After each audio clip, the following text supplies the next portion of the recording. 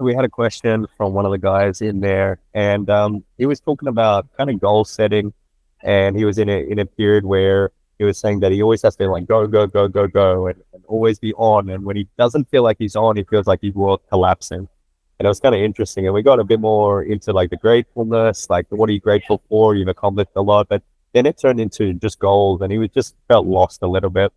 And in social life mentoring, I really urge the guys to do 30 days of goal setting. So what that means is I identified that a lot of people feel anxious around their goals. They feel like they just January 1st for an hour, they sit down and they just write them out and that's it. And it's almost like they're trying to make it as quick, concise, and not really sit with it as possible. And I do the opposite with the guys. I'm like 30 days of from December 1st, we're really getting clear on what your goals are, how to achieve them. And the story is that recently I looked at my goals. They call it the 400K on Pinterest.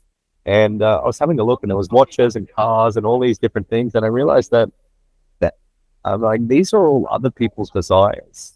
And how I found that was I went on to someone else's Pinterest board and went on there 2026. They had all the same shit I did. I was like, I went on someone else. Some of them had the same photos I did. Like, that's insane. And I was like, these are other people's desires. These are not my core desires.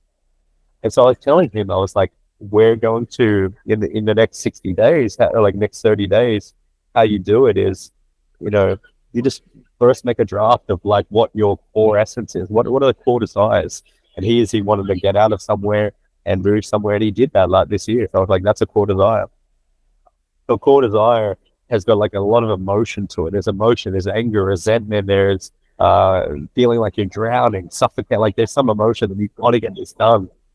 And some people make 30 or 40 like goals. And I'm like, you can't be emotionally sufficient. And like each one has the emotional importance than the others. So you've only got to make 1 to 3 goals. And he was like, well, I don't know what my goals are. I don't know what they are. Like, well, what are they?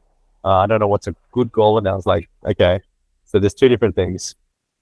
One of them is first make a draft of like what you want to achieve as on a personal level for you. What makes the 2026 year a success for you when you get to the end of the year? I was like, that's number one. What makes it a success? And number 2, also just write some drafts, write some first copies. It's not going to be like perfect from day one. And number 2, the second question you ask yourself is, what do I actually want? And it's a question I get every SLM guy. What do you want? What do you actually want? Not what Jimmy not wants, not what your mom and dad wants, not what Travis, your personal trainer, wants. What do you want? What do you? And that's a question that no one asks themselves. What do you want? And I asked myself, well, what do I want, Sam? What is it that I really desire? What is it I really want out of life? And when you get very clear, it's more, you're very honest with yourself. And when you're very honest with yourself, you know what you want. And you know what just facadal, oh yeah, that'd be nice, or this would be cool.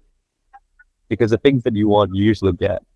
So you can't force it. You just really got to internally like what you actually want. And these shared experiences, going out and being surrounded by different experiences, different people, different social encounters, will allow you to have those wants and desires. I remember I was really into watches, and that was because I went to Dubai and everybody had a watch and I didn't have a watch and I felt left out.